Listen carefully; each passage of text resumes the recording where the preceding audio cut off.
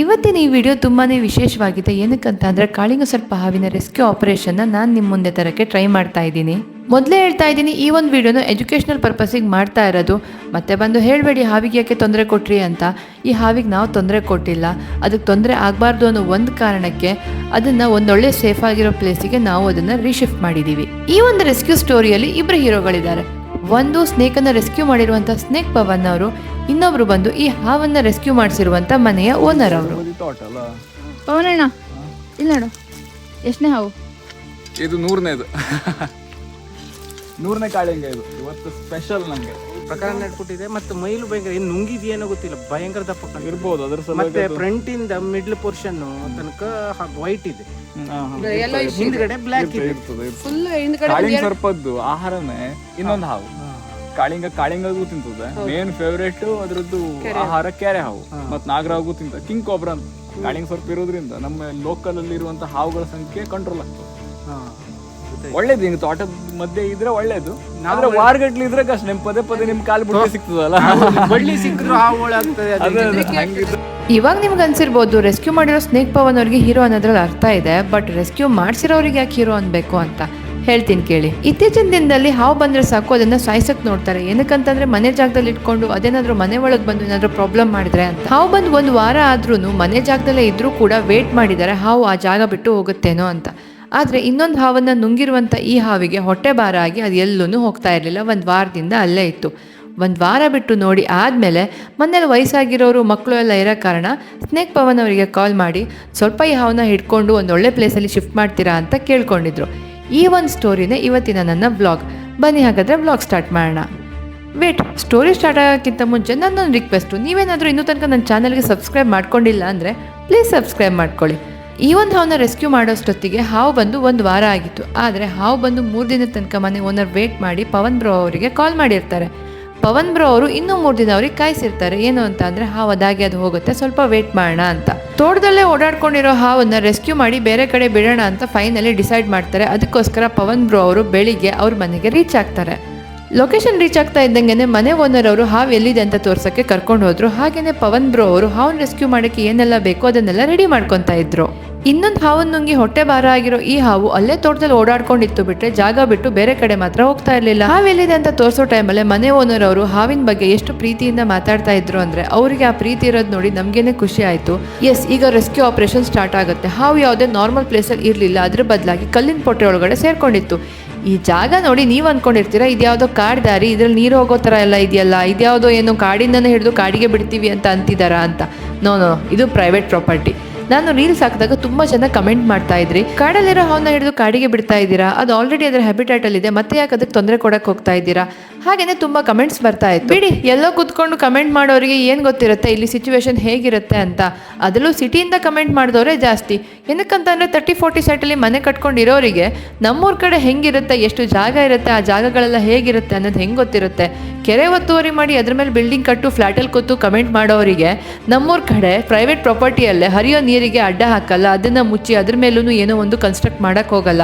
ಹರಿತಾ ಇರೋ ನೀರಿಗೆ ಜಾಗ ಮಾಡಿಕೊಟ್ಟು ಅದರ ಪಕ್ಕದಲ್ಲೇ ವ್ಯವಸಾಯ ಮಾಡಿಕೊಂಡು ಬದುಕುವಂಥ ಜನ ನಾವು.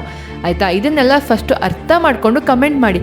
ಬಿಡಿ, ಇಷ್ಟೆಲ್ಲ ಅರ್ಥ ಮಾಡ್ಕೊಳ್ಳೋದಿದ್ರೆ ನೀವು ಯಾಕೆ ಸುಮ್ಮನೆ ಎಲ್ಲೋ ಕೂತ್ಕೊಂಡು ಬಾಯಿಗೆ ಬಂದಂಗೆ ಕಮೆಂಟ್ ಹಾಕ್ತಾ ಇದ್ರಿ. ಬನ್ನಿ ರೆಸ್ಕ್ಯೂ ಆಪರೇಷನ್ ಕಂಟಿನ್ಯೂ ಮಾಡೋಣ. ಈಗ ಕಲ್ಲಿನ ಪೊಟ್ರೆ ಒಳಗಡೆ ಇರೋ ಹಾವನ್ನು ಹೊರಗಡೆ ಕರೆಸ್ಬೇಕು. ಹೊರಗಡೆ ಕರೆಸಾದ್ಮೇಲೆ ಅದನ್ನು ಈಸಿಯಾಗಿ ಕ್ಯಾಚ್ ಮಾಡ್ಬೋದು. ಕಲ್ಲಿನ ಪೊಟ್ರೆಯಲ್ಲಿರೋ ಹಾವನ್ನು ಹೆಂಗೆ ಬೇಕಾದರೂ ಎಳೆದಾಡಿ ಹೊರಗಡೆ ತೆಗಿಬೋದಿತ್ತು, ಬಟ್ ಅದು ನಮ್ಮ ಸ್ನೇಕ್ ಪವನ್ ಅಣ್ಣ ಅವರಿಗೆ ಇಷ್ಟ ಆಗಲ್ಲ. ಹಾಗೆಯೇ ಮನೆ ಓನರಿಗೂ ಅದು ಇಷ್ಟ ಇರಲಿಲ್ಲ. ಸೊ ಹಾವಿಗೇನು ಪ್ರಾಬ್ಲಮ್ ಆಗಬಾರ್ದು ಅಂತ ಗೋಡೆ ಥರ ಇರೋ ಆ ಜಾಗದ ಕಲ್ಲನ್ನೆಲ್ಲ ಕಿತ್ತು ಹಾವನ್ನು ಈಸಿಯಾಗಿ ಹೊರಗೆ ಬರೋ ಥರಕ್ಕೆ ದಾರಿ ಮಾಡಿಕೊಟ್ರು. ಫೈನಲಿ ಹಾವು ಹೊರಗಡೆ ಬಂತು. ಯಪ್ಪ, ಎಷ್ಟು ದೊಡ್ಡ ಇತ್ತು ಗೊತ್ತಾ, 15 ಫೀಟ್ಗೂ ಜಾಸ್ತಿ ಇತ್ತು.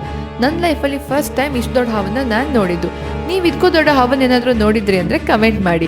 ಈಗ ಚಿಕ್ಕ ಹೊಳೆ ಥರ ಇರೋ ಆ ಜಾಗದಲ್ಲಿ ಹಾವನ್ನು ಚೀಲದಲ್ಲಿ ತುಂಬೋದು ಸಖತ್ ಕಷ್ಟ ಆಯಿತು. ಏನಕ್ಕಂತ ಅಂದರೆ ಒಂದು ನಿಂತ್ಕೊಳ್ಳೋ ಅಲ್ಲಿ ಕಾಲು ತಡಿಸ್ತಾ ಇತ್ತು, ಇನ್ನೊಂದು ಕಡೆ ಹಾವಿಗೂ ಹೋಗೋಕ್ಕೆ ಕಷ್ಟ ಆಗ್ತಾ ಇತ್ತು.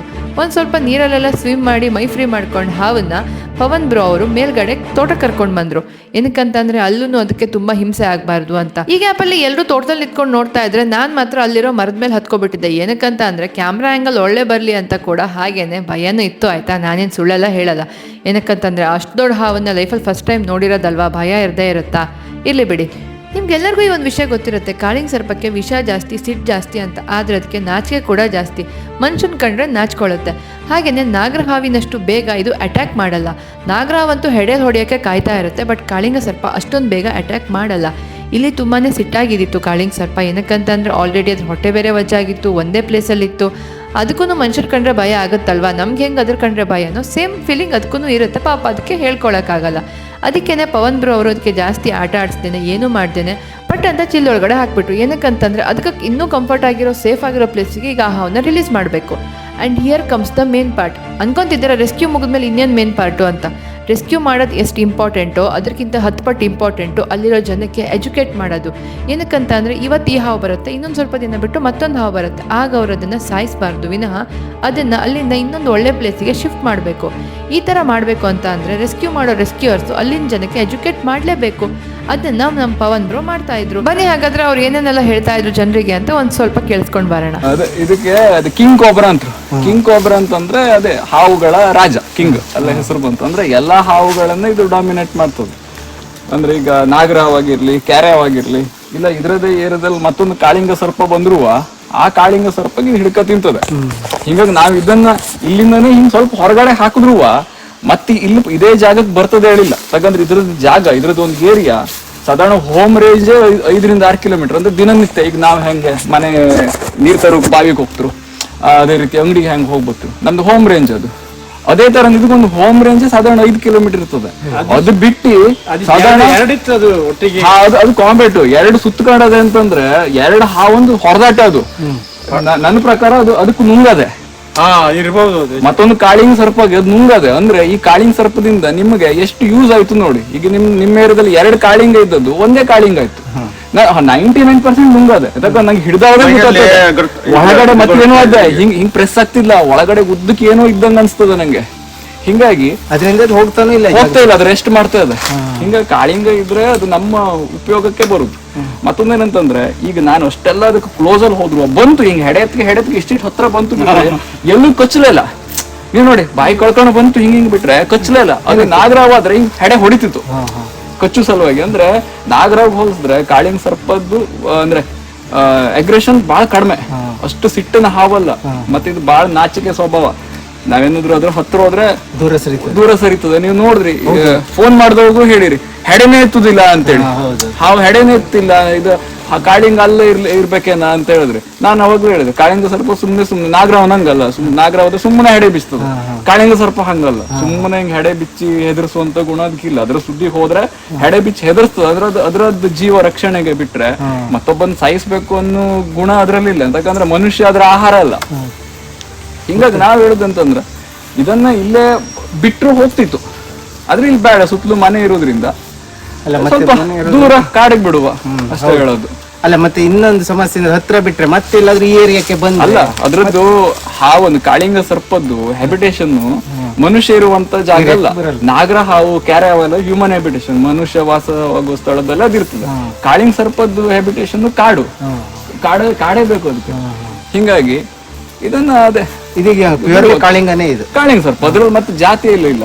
ಈಗ ನಾಗರಾವ್ನಲ್ಲಿ ಕರಿ ನಾಗರಾವು, ಹಳದಿ ನಾಗರಾವು, ಆಮೇಲೆ ಅದ್ರಲ್ಲಿ ಯಾವ್ದು ಸರ್ಪ ನಾಗಿಣಿ, ಈ ತರದೆಲ್ಲ ಸುಮಾರು ಜಾತಿ ಅಂತ ಹೇಳ್ತಾರೆ. ಅದು ಯಾವ್ದು ಜಾತಿ ಅಲ್ಲ. ಮತ್ತದ ಕಂಠ ಎಲ್ಲ ನಾಗರಾವು ಒಂದೇ. ಅದು ಬಿಟ್ರೆ ಕಾಳಿಂಗ ಸರ್ಪ ನಮ್ಮಲ್ಲಿ ಸಿಗುದು. ಕಾಳಿಂಗ ಸರ್ಪ ಬ್ಲಾಕ್ ಬರ್ತದಲ್ಲ ಅಣ್ಣ, ಇದು ಬ್ಲಾಕು ಬರ್ತದೆ, ಫುಲ್ ಬ್ಲಾಕು ಬರ್ತದೆ. ಅಂದ್ರೆ ಈ ಕೆಳಗಡೆ ಸ್ವಲ್ಪ ಪಿಂಕ್ ಕಲರ್ ಇರ್ತದೆ, ಹಳದಿ ಬಣ್ಣದ್ದು ಬರ್ತದೆ, ಬ್ಲಾಕ್ ಇರ್ತದೆ, ಮತ್ತು ವೈಟ್ ಇರೋದು ಬರ್ತದೆ, ಮತ್ತೆ ಫುಲ್ ಗೋಲ್ಡನ್ ಕಲರ್ ಬರ್ತದೆ, ಬೂದ್ ಬಣ್ಣ ಬರ್ತದೆ. ಮತ್ತೆ ಬ್ಲಾಕ್ ಇದ್ರೆ ಮೈ ಮೇಲೆ ಕೆಲವೊಂದು ಪಟ್ಟೆ ಇರ್ತದೆ, ವೈಟ್ ಪಟ್ಟೆ. ಕೆಲವೊಂದು ವೈಟ್ ಪಟ್ಟೆನೂ ಇರುದಿಲ್ಲ.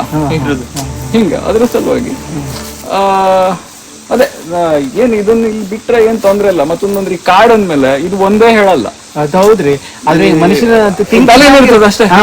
ಮತ್ತೊಂದಂದ್ರೆ ಈಗ ನಾವೇನು ಆ ಜಾಗ ಹೇಳಿದ್ರಲ್ಲ, ಈಗ ಆ ಜಾಗ ಏನ್ ನಾವು ಹೇಳಿದ್ರಲ್ಲ, ಆ ಜಾಗ ಇದಕ್ಕೇನ್ ದೊಡ್ಡ ದೂರ ಅಲ್ಲ. ಯಾಕಂದ್ರೆ ನಾವೀಗ ಪ್ಯಾಟಿಗೆ ಹೋಗಿ ಬಂದಂಗೆ ಹೋಮ್ ರೇಂಜ್ 5 ಕಿಲೋಮೀಟರ್ ಆದ್ರೆ ಅದ್ರದ್ದು ಟೆರಿಟೋರಿಯಲ್ ಏರಿಯಾ ಸಾಧಾರಣ ಒಂದು 20-25 ಕಿಲೋಮೀಟರ್ ತಾನೇ ಇರ್ತದೆ. ಹಿಂಗಾಗಿ ನೀವು ತಕೊಂಡ್ ಹೋಗಿ ಅಲ್ಲಿ ಇದು ರಾಗಿ ಹೊಸಳಿಲಿ ಬಿಟ್ರು ಒಂದೇ, ಬಂಡ್ಲದಲ್ಲಿ ಬಿಟ್ರು ಒಂದೇ. ಅದು ಇದ್ರದ್ದು ಏನ್ ಜಾಗ ಅದೇ ಆ ಜಾಗಕ್ಕೆ ಅದು ಬಂದೇ ಬರ್ತದೆ. ಹಂಗಂತೇಳಿ ನಿಮ್ ಮನೆಗ್ ಬಂದ್ ತೊಂದ್ರೆ ಕೊಡುವಂತ ಹಾವು ಕಾಳಿಂಗ ಅಲ್ಲ. ಮತ್ತೆ ಇದು ಗಂಡು ಗಂಡು ಮತ್ತೆ ವೇಟ್ ನನ್ಗನ್ಸು ಪ್ರಕಾರ ನಂಗೆ ಇಷ್ಟು ವಜ್ಜೆ ಇರುವಂತ ಕಾಳಿಂಗ್ ಸರ್ಪ ನಂಗೆ ಇನ್ನೂ ಸಿಗ್ಲಿಲ್ಲ. 15 ಫೂಟ್ ಅಂತ ಸಿಕ್ಕದ, ಇಷ್ಟು ವೇಟ್ ಇರೋ ಕಾಳಿಂಗ ನಂಗೆ ಇನ್ನೂ ಸಿಗ್ಲಿಲ್ಲ.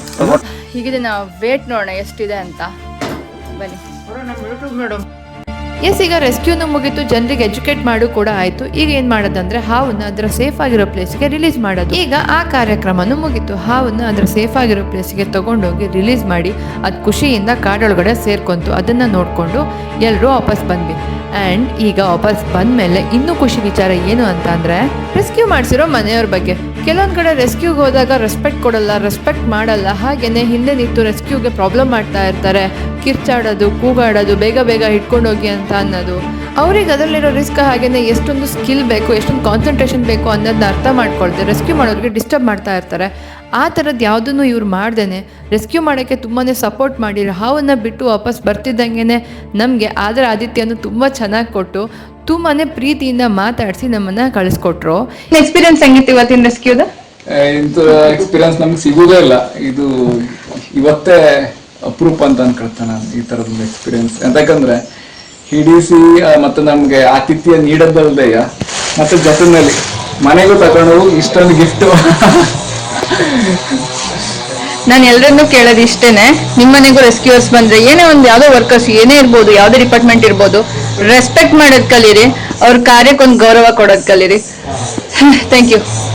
ನಾನು ನಿಮ್ಮ ಮುಂದೆ ಇಟ್ಟಿರೋ ಇವತ್ತಿನ ರೆಸ್ಕ್ಯೂ ಸ್ಟೋರಿ ಬಗ್ಗೆ ನಿಮ್ಗೇನು ಅನ್ನಿಸ್ತು ಅಂತ ಕಮೆಂಟ್ ಮಾಡಿ. ಹಾಗೆ ಇನ್ನೂ ತನಕ ಸಬ್ಸ್ಕ್ರೈಬ್ ಮಾಡ್ಕೊಂಡಿಲ್ಲ ಅಂದರೆ ಸಬ್ಸ್ಕ್ರೈಬ್ ಕೂಡ ಮಾಡಿ. ಜೊತೆಗೆ ಈ ಒಂದು ವಿಡಿಯೋನ ಎಜುಕೇಷನಲ್ ಪರ್ಪಸ್ಸಿಗೋಸ್ಕರ ಮಾಡಿರೋದು. ನಾನು ಇನ್ನೊಮ್ಮೆ ಹೇಳ್ತಾ ಇದ್ದೀನಿ, ಯಾರು ಇದನ್ನು ತಪ್ಪಾಗಿ ತಿಳ್ಕೊಬೇಡಿ.